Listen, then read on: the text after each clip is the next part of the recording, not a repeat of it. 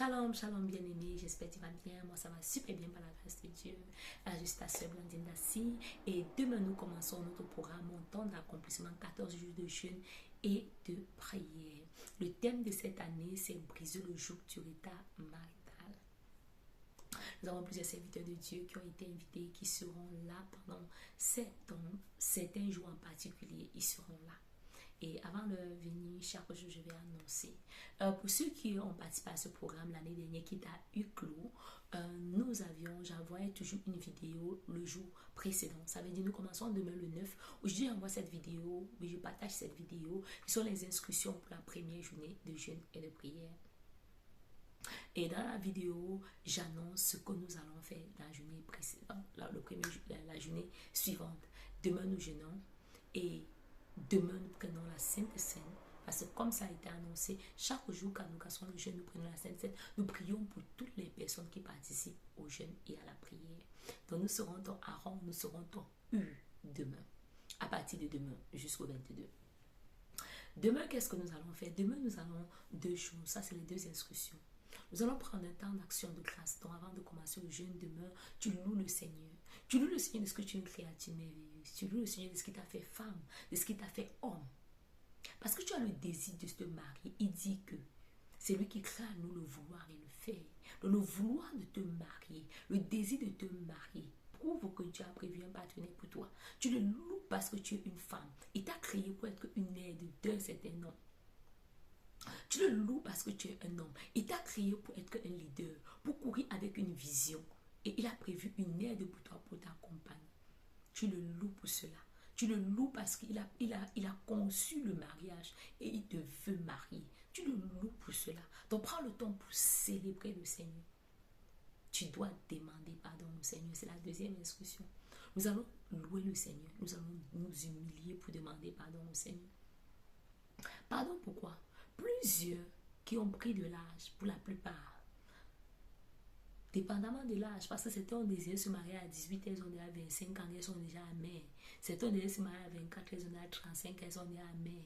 Certains ont désiré se marier à 30, elles ont déjà 45 ans, elles sont déjà mères.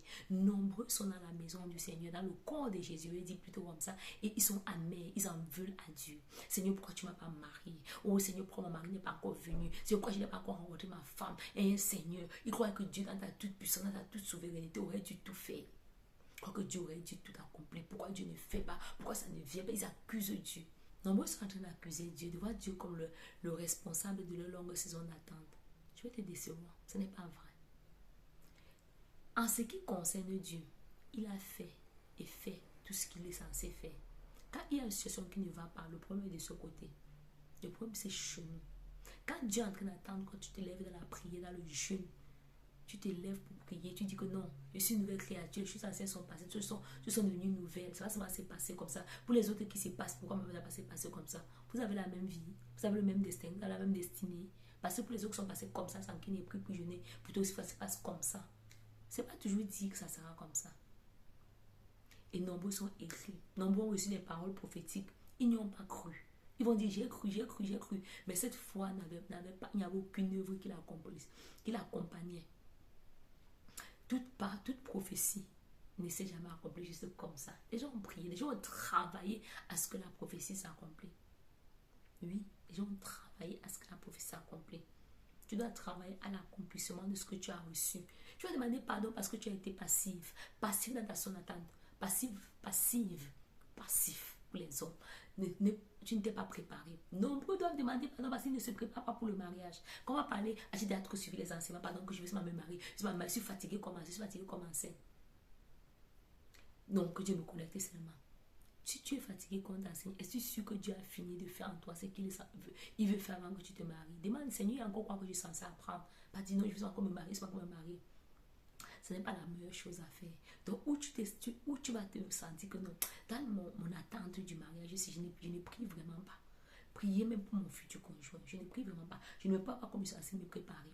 Nombreux doivent demander pardon. La passivité pour le fait de ne pas se préparer, pour avoir méprisé la volonté de Dieu que Dieu t'a envoyé. Certains sont en train d'attendre comme ça, ils ne devraient plus attendre. Certains sont en train d'attendre, ils ne devraient plus attendre. Dieu t'avait montré une sœur. Ah, elle n'a pas les formes que je veux. Ses seins sont trop petits, ses fesses sont trop petits. Ah, elle est trop grasse, elle est trop costaud. Moi, je n'aime pas les filles comme ça. Je veux une fille taillée. Oh, non, non, non. Regarde mes habits. Ils sentent même. Ce sont les paroles que nous disons. C'est ça qui nous maintient dans le retard pour la plupart. Et après quelques années, ah, si le frère là revient encore, je vais l'accepter. Ah, si la soeur là, il n'y a plus moyen. Il n'y a plus moyen. Il faut attendre que Dieu renvoie une autre personne si l'autre s'est marié. Parfois aussi, c'est un frère, la soeur t'a barré. Tu as tellement d'orgueil que tu dis que je n'ai pas appelé la main. Quand Dieu dit que repart, tu dis je n'ai pas appelé ma barré. Je n'ai pas appelé ma barré. Après, elle s'est mariée avec une autre personne. C'est toi encore qui es encore dans le retard. Parce qu'elle t'avait barré, mais elle dit que repart encore. Peut-être que tu as barré parce qu'elle n'était pas prête. Peut-être que tu as barré parce que ce n'était pas le temps. Que malheur au pays dont les princes ou bien les rois mangeaient tôt le matin. Vous dites que quoi? Celui qui mange le fruit avant qu'il ne soit mûr.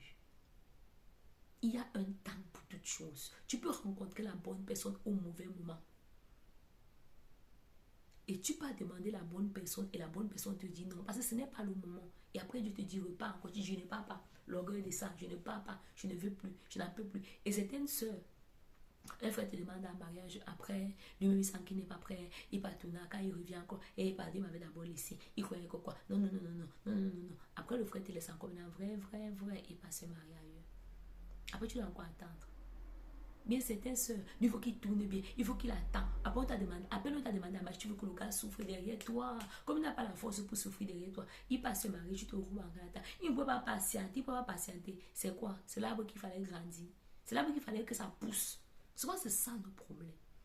Donc, demain, prends le temps pour te répartir. Tu connais ta vie, je connais ma vie. Nous connaissons nos vies. Allons devant le Seigneur. C'est après avoir célébré le Seigneur pour comment il t'a bien créé, pour comment il a pensé le mariage, tu dois demander pardon.